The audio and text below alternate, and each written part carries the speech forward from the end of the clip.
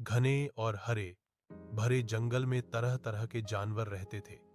उसी जंगल के एक कोने में एक छोटा सा चूहा रहता था। उसका नाम था चिंटू। चिंटू आकार में बहुत छोटा था, लेकिन उसका दिमाग तेज और दिल बहुत बड़ा था। वह हमेशा कुछ नया सीखने और दूसरों की मदद करने के बारे में सोचता रहता था। जंगल में बड़े जानवर अक्सर छोटे जानवरों को नजरअंदाज कर देते थे। शेर, हाथी और भालू जैसे जानवर चिंटू को कमजोर समझते थे, लेकिन चिंटू को इस बात से कभी बुरा नहीं लगता था। वह जानता था कि ताकत सिर्फ शरीर में नहीं, बुद्धि में भी होती है। एक दिन जंगल में भारी संकट आ गया। कुछ शिकारी जंगल में आ गए और उन्होंने जाल बिछा दिया। दुर्भाग्य से जंगल का राजा शेर उसी जाल में फंस गया। शेर ने जोर जोर से दहाड़ना शुरू कर दिया, लेकिन कोई भी जानवर उसकी मदद करने की हिम्मत नहीं कर पाया। सभी डर गए थे। चिंटू ने जब शेर की आवाज सुनी तो वह तुरंत समझ गया कि कुछ गड़बड़ है।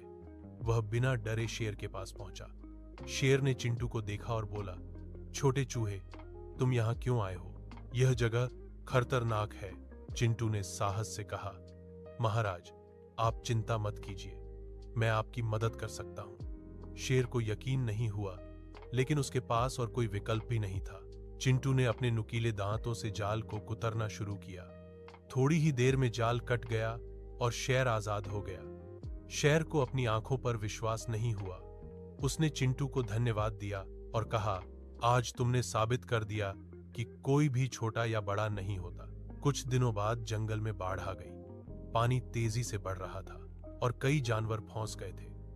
चिंटू ने अपनी समझदारी से एक ऊंची जगह, घने और हरे भरे जंगल में तरह तरह के जानवर रहते थे। उसी जंगल के एक कोने में एक छोटा सा चूहा रहता था। उसका नाम था चिंटू। चिंटू आकार में बहुत छोटा था, लेकिन उसका दिमाग तेज और दिल बहुत बड़ा था। वह हमेशा कुछ नया सीखने और दूसरों की मदद करने के बारे में सोचता रहता था। जंगल में बड़े जानवर अक्सर छोटे जानवरों को नजरअंदाज कर देते थे। शेर, हाथी और भालू जैसे जानवर चिंटू को कमजोर समझते थे, लेकिन चिंटू को इस बात से कभी बुरा नहीं लगता था। वह जानता था कि ताकत सिर्फ शरीर में नहीं, बुद्धि में भी होती है। एक दिन जंगल में भारी संकट आ गया। कुछ शिकारी जंगल में आ गए और उन्होंने जाल बिछा दिया।